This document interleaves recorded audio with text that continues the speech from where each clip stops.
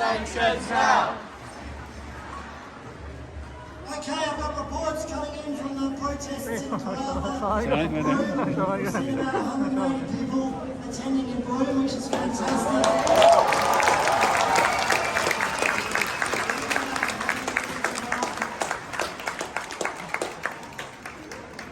I want to acknowledge now another very important part of our movement, which are the students. Historically, students today play a crucial role in these struggles for global justice, struggles of solidarity with peoples rising up against oppression, and Palestine is no exception to that. Last year, we saw a global movement of student encampments, which began at Columbia University in New York, spread across universities across the United States, Europe, and across about 20 universities in Australia.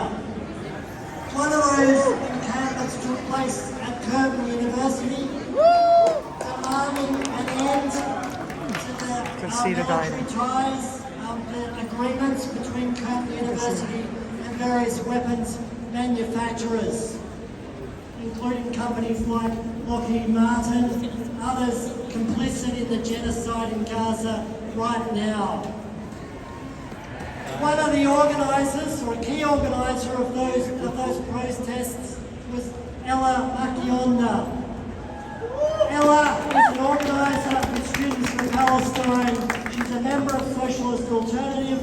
She is this year's Vocational Education Officer for the National Union of Students. She's played a key role not only in the student encampments, but the student general meetings that took place last year that were historic, and is working towards a student referendum coming up next week. So please make Ella welcome. Thank you.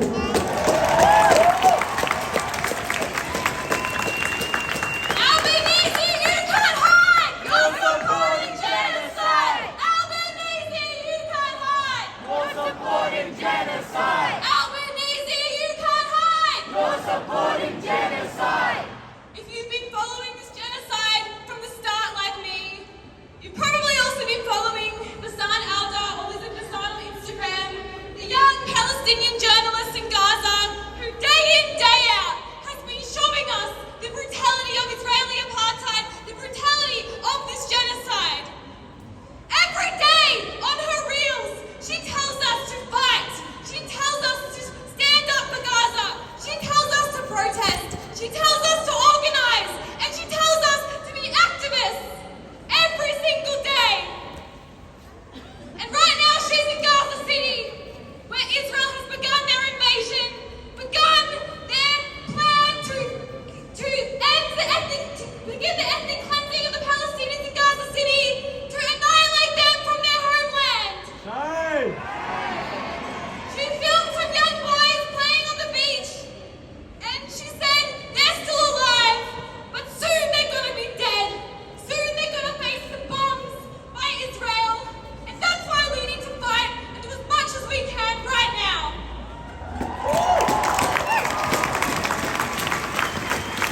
In one of her recent videos, she said, if a genocide is normalized, I don't want to live in this world anymore. And neither do I. I don't want to live in a world where genocide is normalized. None of us should want to live in this kind of world. Never.